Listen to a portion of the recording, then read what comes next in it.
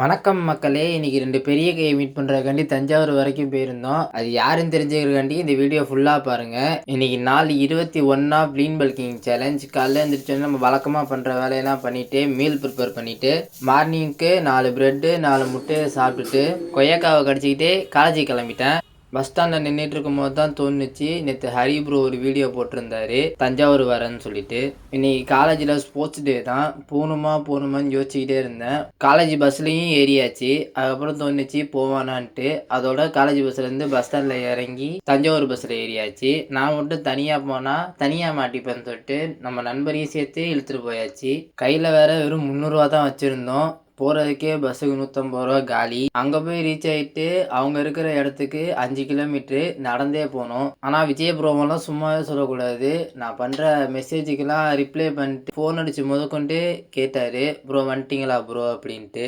ஒரு வழியா அவங்க இருக்கிற இடத்துக்கு போயிட்டு அவங்க 2 பேரையும் பார்த்துட்டு, நான் நினச்சி கூட பார்க்கல என்னையெல்லாம் அவங்களுக்கு ஞாபகம் இருக்குன்ட்டு. ப்ரோ புதுசாக கண்டென்ட் கிரியேஷன் ஸ்டார்ட் பண்ணியிருந்தார்ல அவர் தான் ப்ரோ அப்படின்னு சொல்லவும் எனக்கெல்லாம் ஒரே சந்தோஷம். எனக்கு அவ்வளோ அதோட சந்தோஷம். ஹரி ப்ரோ வந்து அங்கே ஷூட் பண்ணுறதுல கொஞ்சம் பிஸியாக இருந்தார்.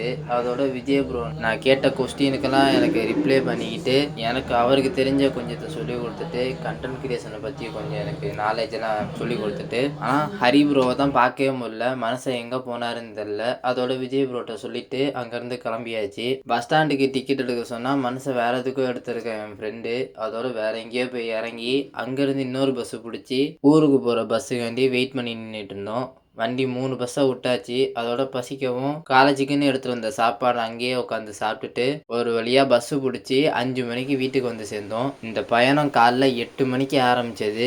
மத்தியானம் அவ்வளோவா சாப்பிட்லன்னு சொல்லிட்டு ஒரு ஹெவியான ப்ரீ ஒர்க் அவுட் மீல் எடுத்துகிட்டு ½ அன் ஹவர் கழிச்சு ஜிம்முக்கு கிளம்பிட்டேன். ஜிம்மில் இன்றைக்கி எனக்கு chest work out Hari bro சொல்லி கொடுத்த ஸ்பிளிட்டை இன்னிலேருந்து ஃபாலோ பண்ணான்னு இருக்கேன். அதனால் கம்ப்ளீட்டாக ஒர்க் அவுட் ஸ்பிளிட் போல் சேஞ்ச் ஆகுது.